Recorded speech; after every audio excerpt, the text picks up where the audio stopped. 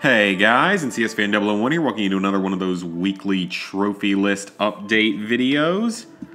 This is going to be going up on Tuesday, February 26, 2019, so we'll have covered the week of February 20th through the 26th, I believe. Yes, that sounds correct. So anyway, this video, or no, would have been, what, the 19th through the 26th? I don't even know at this point. I'm tired. It's kind of late. It's been a long last couple of weeks. But anyway, not that much went on this week in trophy hunting just because I was very busy this past week, and that's why this video is getting delayed, because family actually came to visit. So I had my family up here, we all went and did some cool stuff, tried out a few new places around Cincinnati. I got to go axe throwing for the first time, which was actually a lot of fun. I mean, I actually really enjoyed that, and I ended up being not too bad at it, so definitely something I'd love to do again. But on the downside, all of that kept me away from trophy hunting for the most part. I actually only played 2 games this past week, so really didn't get like any progress whatsoever in trophy hunting. The 2 games I played, first off, I finished up Spyro 2 Ripto's Rage. Overall, I liked this game more than Spyro 1. I thought it was a little bit better overall game. It had more content to it.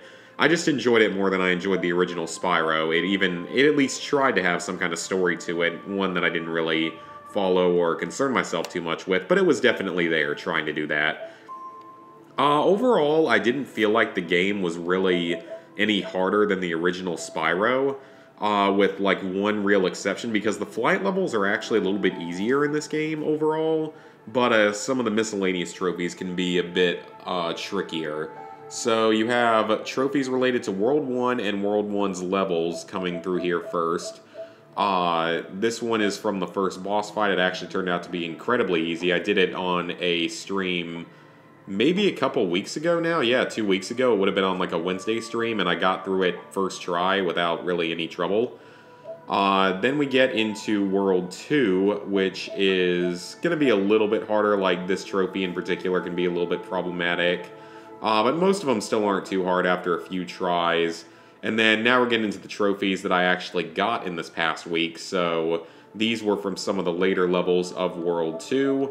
So some trophies there. None of these are particularly hard, though, as long as you know that they're there, because the game is basically one miscellaneous trophy for each level and one for each miscellaneous hub world, and that's basically it. That's how you get all your trophies. There aren't any basic like completion-based trophies, unfortunately, but most of them are generally pretty easy if you either know what to do or just have played through the game when you were younger, which I really didn't. I think I only ever played the original when I was a kid, and I never owned any of them. I mean, weren't they, at least the original was PS1. I didn't have that, but my neighbor had a PS1 at least, so that's where I would play some of these old games on. Then you have what could be the hardest trophy in the game, this Conservationist 2. This is really difficult to do sort of legitimately, just because he's actually a very difficult boss. Like, this boss fight took me a solid half hour or so on stream. This would have been maybe last Wednesday, I think. Yeah, probably last Wednesday, so the 21st. Or no, not the 21st. That would have been just whatever last Wednesday was. So it took me forever to get through this boss fight at all, and it was on stream, and it was awful. Like, I could not stand this fight. It took me forever to get through, and this trophy would be very difficult if you do it sort of the legitimate way. But thankfully, there is a bit of a workaround. So then, after those couple trophies, we get into World 3, which turned out to generally be pretty easy without a whole lot of trouble. This is the very last trophy I got. You just have to defeat an enemy without, or a certain sort of mini-boss without taking a hit. And that one can also be a little bit tricky unless you are using the same workaround that you used for that previous trophy that we'll get to in just a moment. This is from the final battle. The final battle is actually quite easy, especially compared to the second battle. It just takes a little while. Like, it's a 5 to 10 minute fight, so it takes a little bit longer, and if you die, you have to restart the whole thing, which is kind of annoying. But like I said, I thought the flight levels were actually a little bit easier this time around. And then, finally, this trophy. When you get this trophy, this one requires you to have collected every single gem in the game, and I think most, if not all, of the orbs. And it unlocks a permanent Super Flame power-up. Now, this doesn't make you invincible or anything, but it does make you constantly be able to shoot out the Super Flame, which is basically your long-range fire attack. and it's infinite now. So you can actually return to those couple levels with the boss fight trophies and redo them once you have this ability, and it becomes super, super easy to get through them without ever healing up or killing any of the fodder. So that is definitely the recommended strategy for those couple boss fights. You don't really need it for the very first boss fight because that one's easy enough on its own. I don't even think it spawned any of the fodder during that fight, so it really wasn't a problem. So overall, Spyro 2 is fairly easy. It's around a 3 out of 10. It takes 8 to 10 hours, so slightly longer and maybe just a little bit harder than the first Spyro game. But I like the game more, so that's what really matters. So before we talk about Far Cry New Dawn, The Last of Us, as I was thankfully informed by you guys so I would stop wasting my time on it, it turns out that for some reason the Abandoned Territories maps do not appear outside of the DLC map listing. When you go to select what type of map or what type of match you want, you can either do parties allowed, no parties allowed, or DLC. And apparently Abandoned Territories only pops up in the DLC menu, despite the fact that Reclaimed Territories pops up quite often in parties and no parties, which makes absolutely no sense, especially when you consider the fact that Reclaimed Territories barely appears in the DLC menu. So I really don't understand that at all. That is a really, really stupid design. So that's why I spent so many hours failing to get Abandoned Territories maps to pop up in Survivors. So that's why I couldn't get the trophy. And thankfully you guys informed me about this, so I stopped wasting my time trying to get it legitimately. So I am going to have to boost that last trophy, and since our Discord trophy boosting group has pretty much broken down in terms of boosting over the last couple weeks and we just can't get anything to work out quite right, we're all just not even going to bother with The Last of Us anymore on there, and we're all off to join other random boosting sessions. I'm joined with one on PSN Profile, so hopefully, and I know I've said this for like the last month, but I need to finally get this stupid game, or not stupid game, sorry, stupid trophy done. Because the game itself, again, Naughty Dog, please continue making excellent stories and characters and dialogue. Maybe improve a tad bit on the gameplay and make it a little bit better, especially when you throw in arbitrary, very high difficulties. And more importantly, keep the crap multiplayer out, or if you're going to put in the multiplayer, I didn't mind The Last of Us multiplayer when the game came out. Like, I actually really didn't mind it, and I got to be kind of decent at it. And I really didn't mind it because it was at least kind of unique. It was kind of different from what I was used to. But keep the DLC multiplayer trophies out of your games. They are so annoying. Because that is always the worst part of a Naughty Dog game, is the DLC trophies. It's been a problem with every single Naughty Dog game ever released that had DLC. Because every single Naughty Dog game that had DLC that released with it, except maybe the Crash games, the DLC is way more annoying than the main game in the end. Because for Last of Us, yes, you have Left Behind, which is a great DLC, but you have 2 multiplayer DLCs, which are terrible, and then they require reliance on random luck-based maps and stuff like that. And then, of course, the Grounded mode, which was a horrible, horrible experience the whole way through. And then with, like, the Uncharted remasters, you have the brutal difficulty and the speedrun trophies. For Uncharted 4, you have the survival mode, which is awful. For Uncharted 2 and 3, you have all the ridiculous multiplayer grinding.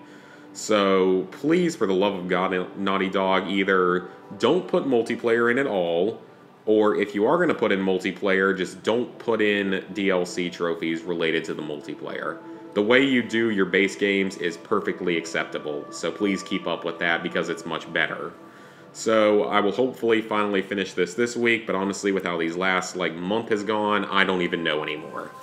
I want to get it done because it's one trophy away from being done. It's not even difficult. It's easy to boost. It's just getting everyone organized because the game requires, as far as I know, 8 people to boost. Sometimes you might be able to get it to work with 6, but usually 8.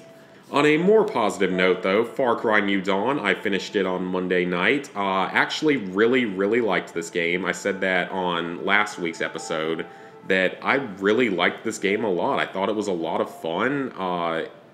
Yeah, it's lacking in a few places, including overall amount of content.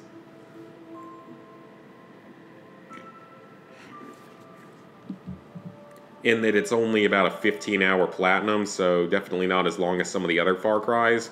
But it ended up actually being about the same difficulty as a typical Far Cry. It's around a 3 out of 10, and that 3 out of 10 was me playing on the medium difficulty the whole way through, only playing in co-op for the one co-op trophy. So really, if you're playing through the whole thing in co-op and or you're playing on the easiest difficulty, it's even easier.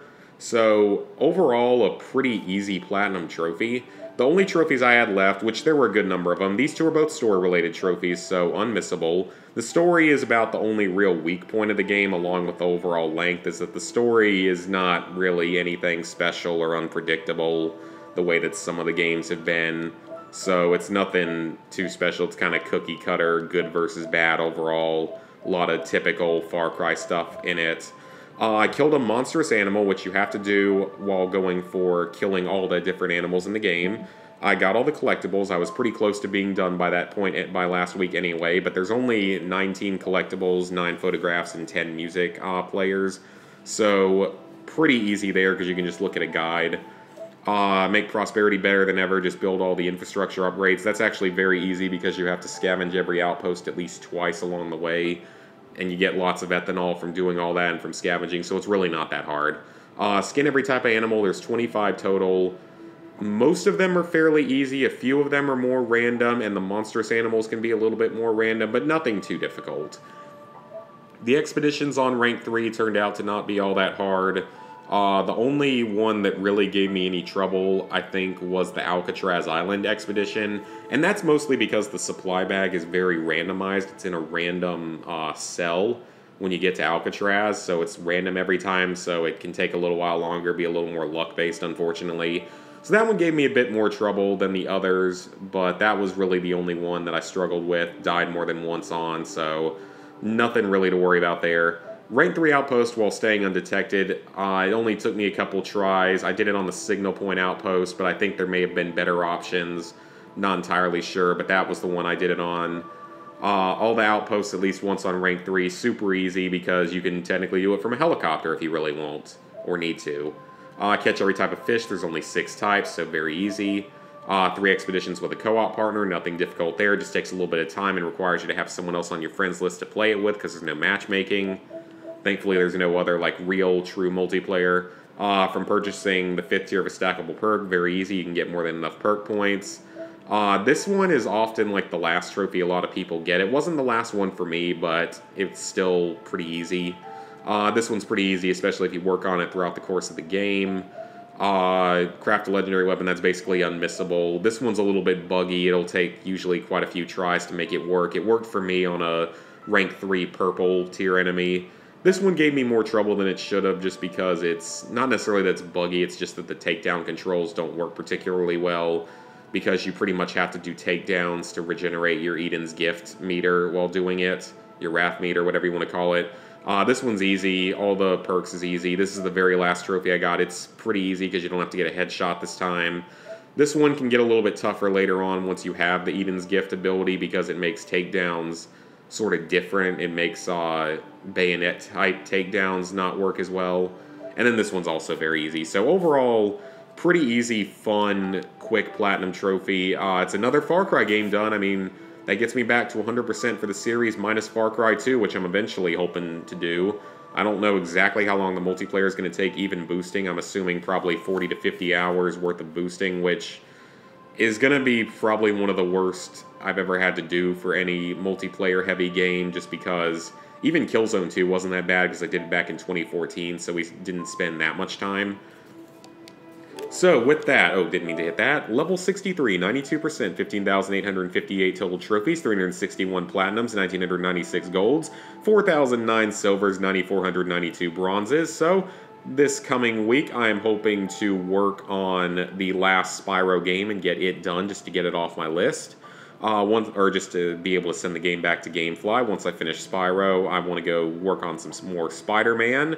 I think Fallout 76 has gotten a couple more patches to make certain aspects of it more playable, including increasing your stash size, to where I will probably go back to that if they have fixed the final mission to make it playable. Hopefully finish The Last of Us this week, then eventually jump back into like Red Dead 2 and some other games that are laying around.